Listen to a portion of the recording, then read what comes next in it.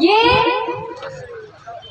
जो विद्यालय है एक छात्रावास की तरह, यहाँ पे स्वयं अपना चावल ले जाते हैं, लकड़ी ले जाते हैं। इस विद्यालय के बारे में आप सबको अभी तो नहीं बताएंगे, लेकिन प्रयास करेंगे कल इस विद्यालय के बारे में बहुत अच्छे से हम बताएं।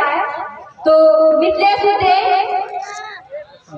इनके लिए जोरदार तालियां बजाइएगा। कक्षा 8वीं का बालक है और गोंडवाना कृषि आवासीय विद्यालय टिकरा देवरी पार्षद विकास खंड करंजिया से है।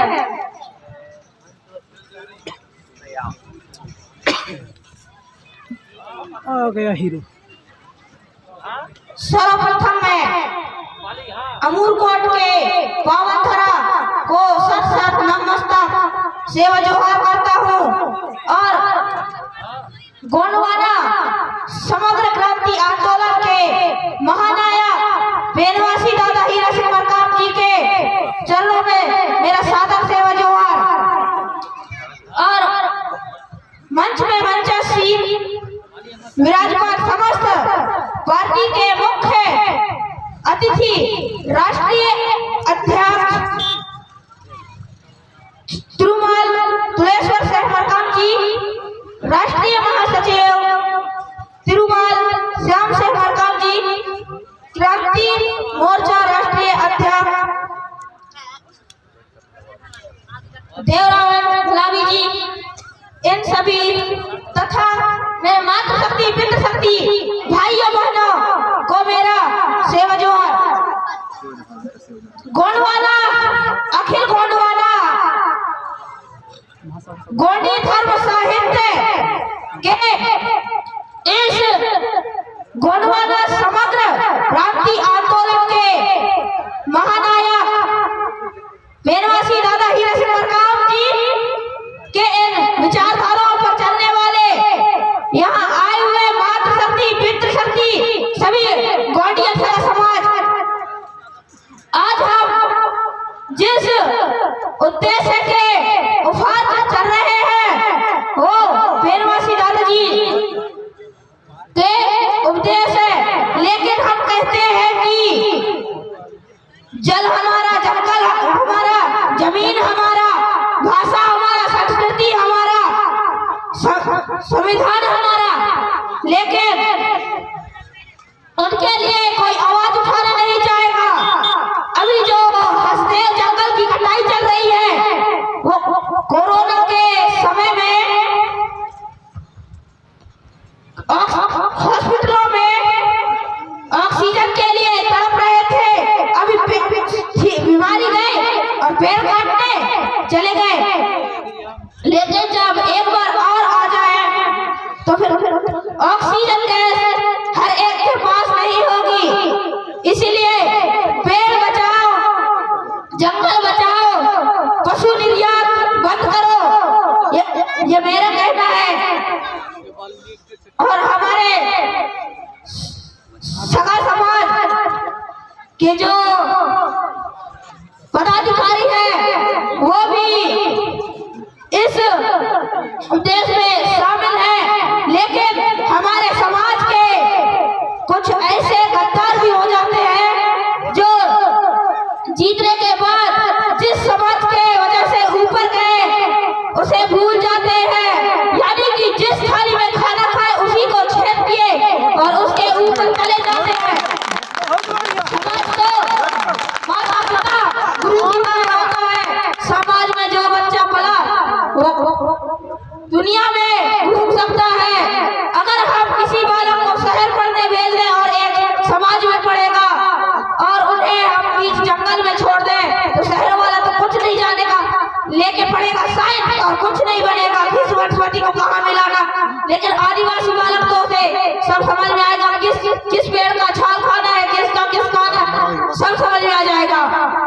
और मैं बोलना चाहूंगा कि हम सिर्फ गोंडी इस आदिवासी वर्ग में नहीं बल्कि एसटी ओबीसी सभी इस वर्ग में आते हैं।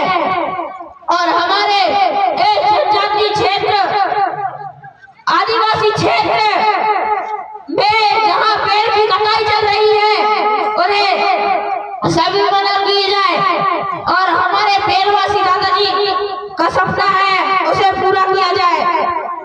हम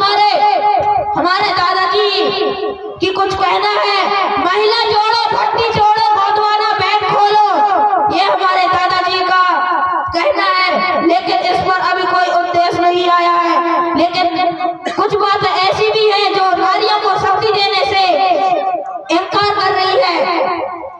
नारियों को भी ऊपर आने का अवसर दिया जाए। पुरुष तो आ जाते हैं लेकिन नारियों की बहुत कम चलती है। इसीलिए मैं कहूँगा कि सबका अधिकार बराबर हो, किसी का कोई ना कुछ हो। जब जंगल काटा जाता है तो कहते हैं कि ये बढ़ेगा वो बढ़ेगा, और ये पैसा एक नियम में लिखा गया है कि बिना किसी ग्राम पंचायत बैठक के कोई कार्य जारी नहीं किया जाएगा, परंतु बिना बैठक के ही कहीं प्लान निर्माण, कहीं बांध निर्माण, कहीं कुछ का कुछ कर रहे हैं। इस पर आवाज उठाना चाहिए। जो आदिवासी भाई हैं वो सभी एक बार जोरदार तालियां बजाएं, मेरे लिए नहीं, हमारे समाज के लिए, जो समाज में जुड़े होते हैं। उनका कोई संबंध होता है जो किसी नेता से नहीं बल्कि आदिवासी बेटा से होता है। जो यहाँ इस मंच पे आके बोलेगा वो नेता नहीं, बिल्कुल आदिवासी बेटा होता है। और कहते हैं कि मैं नेता हूँ, नेता हूँ, नेता हूँ, नहीं है, वो आदिवासी बेटा होता है। अगर जो नेता बनेगा उसे जाने दो, समाज का नहीं तो किसका होगा? माता पिता का नहीं हो, किसी का नहीं हो सकता, गुरु का नहीं हो सकता, किसी का नहीं हो सकता। और कुछ ऐसे भी हो जाते हैं जो हमारे गोंडवाना पार्टी को जिस चुनाव में कोई अमीर, जैसे कि बहुत पैसे वाला हो गया तो अरे गरीब हो गया तो सोचते हैं कि हम अमीर को दें ताकि वो अच्छे कराएगा, और जो गरीब होते हैं उसे कोई चाहता नहीं। लेकिन जो चाहेगा वही अच्छी सोच में होगा, क्योंकि जो अमीर होगा वो कोई समझेगा नहीं, ये ऐसा ही है, सब जाने दो। लेकिन गरीब होगा वो उन परिस्थितियों से जूझ चुका होगा, वो समझ सकता है। और मैं कहना चाहूंगा आदिवासी भाइयों के पास जो है वो सभी अपने कुछ दो, जिससे आप इस समाज के लिए भला कर सके।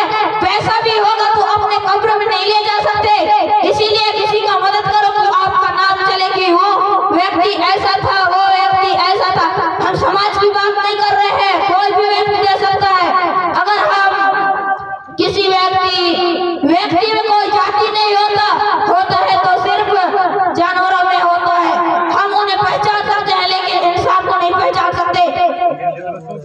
और कोई पूछ दे कि पीले गमछे तो रखे हो और 750 का मतलब मालूम नहीं, तो आदिवासी क्या काम का? अगर मैं किसी को पूछ दूंगी यहाँ में पीले गमछे वालों को 750 का मतलब बताइए, तो कोई नहीं बता सकता। इनमें से 100% लोगों में से ज्यादा 5% लोग ही बता सकते हैं, और मैं पूछूंगा तो बताएंगे या नहीं। फिर 750 का मतलब मैं बताना चाहूंगा, उसमें जो भी गलतियां हो आप अपने विचारों से देख लेना। मैं कहना शुरुआती अंक 7 से मतलब है कि विवाह में पति पत्नी का रिश्ता जोड़ने के लिए 7 फेरे लिए जाते हैं। और मनुष्य में 7 प्रकार के आत्मगुण होते हैं: सुख, आनंद, पवित्र, प्रेम करना, ज्ञान, शक्ति और शांति। और दूसरा अंक 5 से मतलब है कि मनुष्य का शरीर 5 तत्वों से मिलकर बना है, और इस पृथ्वी पर प्रकृति में 5 ही तत्व पाए जाते हैं। इनका नाम भूमि, अग्नि, आसमान, जल और पृथ्वी है। इनमें से अगर कोई एक तत्व गया तो हम भी चले जा सकते हैं, इसीलिए इन सबको बचा कर रखना है। पेड़ों से हमें हवा मिलती